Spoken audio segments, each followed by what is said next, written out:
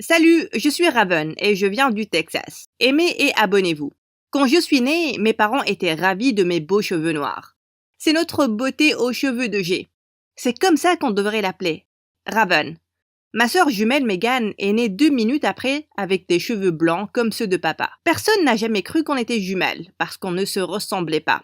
En fait, on était complètement à l'opposé, à chaque niveau.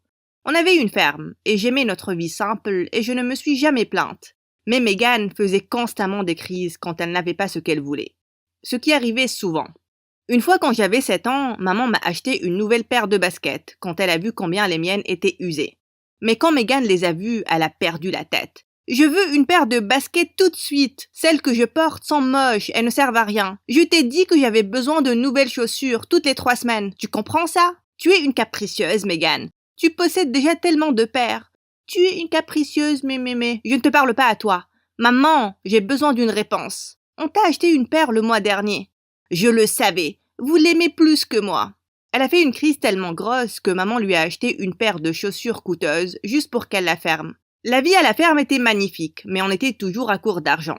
Pour aider papa, maman a eu un emploi de couturière à la ville, et elle était vraiment bonne. La regarder travailler était de la magie pour mes yeux. Elle a accepté de m'apprendre aussi. J'ai enfin pu être capable de participer et de les aider à avoir plus d'argent. Quand j'ai eu 16 ans, j'étais tellement bonne à la couture que mes parents m'ont acheté ma propre machine à coudre. Megan était tellement jalouse. Vous ne voulez pas m'acheter la robe Gucci que je veux, alors que vous la gâtez avec des cadeaux coûteux? C'est tellement injuste. Contrairement à toi, j'aide maman et papa à payer les factures. Donc travaille ou arrête de te plaindre. Je déteste ma vie. Je mérite les belles choses. Un jour, quand je serai riche et célèbre, je ne reviendrai plus jamais. Je me suis sentie très mal en voyant le visage triste de maman. Je devais faire quelque chose pour les rendre toutes les deux heureuses. Je suis restée éveillée 2 nuits et j'ai cousu la réplique exacte de la robe que Megan voulait. C'était parfait. Quand Megan l'a vue, elle n'avait aucune idée qu'elle était fausse. Oh maman, je t'aime. Une semaine après, papa nous a annoncé qu'on allait déménager à Houston. Il devait vendre la ferme à cause des problèmes d'argent et intégrer l'entreprise de son frère. J'aimais ma vie ici et je ne voulais pas partir, mais Megan avait vraiment hâte de partir. Le frère de mon père était un homme d'affaires riche qui vivait dans une énorme maison avec sa fille, Sacha. On l'a rencontrée le premier jour à l'école et elle avait l'air d'être incroyablement populaire. Mais à ma surprise, tout le monde n'a pas arrêté de me regarder le premier jour. Je ne savais pas pourquoi, jusqu'à ce que plusieurs personnes viennent vers moi et me disent combien j'étais jolie et combien il aimait mes cheveux noirs. Sacha n'était pas contente. Elle s'est approchée et a claqué son casier juste à côté de moi en me fixant. Un petit conseil, ne laisse pas toute cette attention te monter à la tête. Je suis la reine ici. C'est bon à savoir. Je dois aller en cours là. Je me suis tournée et je suis partie. Mais quelques pas après, Megan m'a arrêtée. Qu'est-ce que tu penses faire là? Je sais que tu penses que tu es spéciale, mais ne te mets pas Sacha à dos. C'est mon laisser-passer pour la popularité. Tu fais ce que tu veux, et moi pareil. Durant ce premier mois à l'école, Megan est devenue une plus grande plaie à cause de Sacha. Megan copiait tout ce que Sacha faisait et elle s'en prenait à nos parents quand ils lui disaient qu'ils ne pouvaient pas lui offrir sa longue liste de demandes. Mais les choses ont pris un grand tournant quand un nouveau garçon nommé Dan a rejoint notre classe. Toutes les filles étaient obsédées par lui, y compris Megan. Apparemment, il était un ami d'enfance de Sacha, donc Megan l'a supplié pour qu'elle les mette en contact. Sacha a visiblement profité de la situation. Elle a transformé Megan en son sbire. Elle lui a fait faire des trucs stupides. Un jour, j'ai vu Megan courir dans la cafette pour apporter le déjeuner à Sacha, et je devais y mettre un terme. Megan, ralentis. Attends, ah! J'ai soudain trébuché et tout le plateau s'est envolé et il a atterri sur la tête de Megan. Elle était couverte de spaghettis. Qu'est-ce qui cloche chez toi, Raven? Tu l'as fait exprès. Pas besoin de crier comme une fermière, Megan. On a des oreilles sensibles. Oublie ça et va te nettoyer. Dan ne sortira jamais avec une idiote qui pue le poulet. Megan est partie toute gênée, et je me suis tournée vers Sacha. C'est quoi ton problème? Arrête de la traiter comme ta bonne. Elle ne te discerne peut-être pas, mais moi si. Eh bien, dommage, parce que je n'en ai rien à faire de toi aussi. Dis à Megan qu'elle peut dire adieu à Dan. Quelle sorcière! Plus tard ce jour-là, j'ai raconté à Megan ce que Sacha a dit, mais elle ne m'a pas cru. Intéressant, parce que Sacha vient de m'envoyer un message disant que Dan veut déjeuner avec moi demain. Bouge d'ici, menteuse. Le lendemain, Megan a passé 1 heure à se préparer. Elle s'en est même vantée devant tout le monde durant le déjeuner. Mais quand il était temps, Dan est passé juste à côté de Megan et s'est directement avancé vers moi. Salut Raven, je suis sûre que tu sais déjà pourquoi je suis ici. Non, je ne sais pas. Oh, je pensais que Sacha t'en aurait parlé, et je lui ai dit que je voulais sortir avec sa cousine. Serais-tu libre demain? Non. J'ai dit à Dan que j'étais prise, mais il était tellement déçu que j'ai accepté de le voir plus tard à la bibliothèque. Et quand je suis rentrée, Megan était furieuse. J'en ai marre de vivre dans ton ombre, alors que je suis clairement mieux que toi. Dan était supposé me demander de sortir avec lui, pas toi.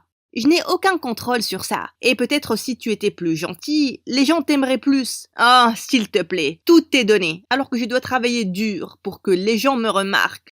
Alors, arrête de faire semblant et sois toi-même pour une fois. J'aime cette personne quand elle n'est pas une sorcière folle et gâtée. Megan a soupiré. Elle a couru vers sa chambre en pleurant. Je me suis sentie tellement mal pour ce que j'ai dit, mais je ne pouvais plus supporter ça. J'ai vu Dan le lendemain à la bibliothèque. Et j'ai appris qu'on avait un truc en commun, notre amour pour la mode. Sa mère possédait une énorme maison de couture et il savait tout ce qu'il y avait à savoir sur les vêtements. On a décidé d'être amis et je l'ai invité à notre fête d'anniversaire. Peut-être s'il apprenait à connaître Megan, il verrait combien elle était superbe. C'était supposé être une petite fête, mais ce soir-là, on n'a pas arrêté de sonner à la porte. Plus d'100 de personnes étaient rassemblées dans notre petit appartement. Et j'ai entendu quelques filles dire que Megan avait invité toute l'école. Elle a mis la robe que j'avais faite pour elle, elle a raconté à tout le monde combien elle était chère. Mais elle n'avait aucune idée qu'elle était fausse. Oh mon Dieu!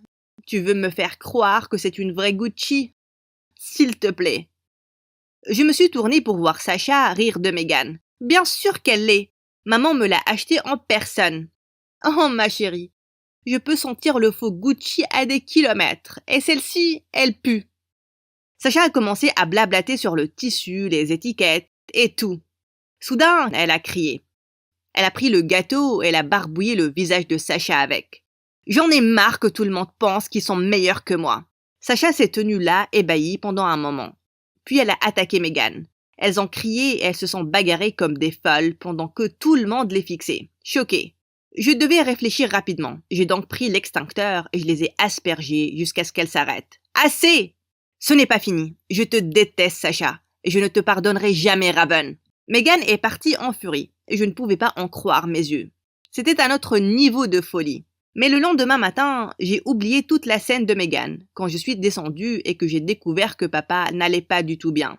Peu de temps après, on est allé à l'hôpital avec des médecins qui nous disaient que papa avait un problème cardiaque. Il était hors de danger, mais il avait besoin de soins pour les prochaines semaines. J'ai aidé maman à faire les corvées à la maison et à prendre soin de papa, alors que Megan n'a pas bougé un seul doigt, comme d'habitude. Plus tard cette semaine-là, je rentrais à la maison après une promenade quand j'ai vu Megan avec Sacha, sortant d'une boutique très chic et tenant des sacs de shopping. Elles avaient l'air d'être plus proches que jamais, comme si elles ne s'étaient jamais bagarrées. Mais le lendemain à l'école, je marchais dans le couloir quand soudain, Sacha m'a tiré dans une classe vide. Hé, qu'est-ce que... Écoute-moi, je suis inquiète pour Megan. Elle se comporte vraiment bizarrement dernièrement. Hier, au centre commercial, on a presque été arrêtés parce que Megan a volé un top très cher. Elle a fait une énorme crise quand elle a été attrapée. J'ai dû le payer. Elle n'a pas arrêté de dire des choses folles aussi. Et pourquoi je devrais croire ce que tu dis? Tout ce que tu fais, c'est empirer les choses entre Megan et moi. Écoute, je sais des choses qui pourraient te choquer, comme cette grosse cicatrice sur ton estomac.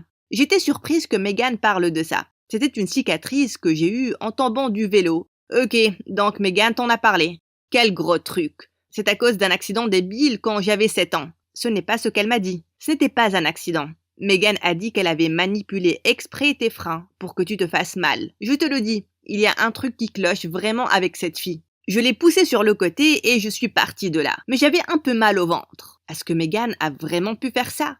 Le lendemain, Dan est venu avec des nouvelles excitantes. Sa mère a vu une photo de la robe que j'avais faite pour Megan. Elle l'a adorée et voulait me rencontrer. Elle veut que tu apportes la robe et que tu ailles faire un entretien dans son entreprise. J'étais tellement excitée. Un emploi comme ça pouvait vraiment nous aider. J'ai donc immédiatement accepté. J'ai demandé à Megan si elle pouvait me donner la robe. Elle m'a adressé le sourire le plus bizarre en la sortant de son placard. Cette robe, c'est là qu'elle a pris une paire de ciseaux et elle l'a déchirée. Megan, non!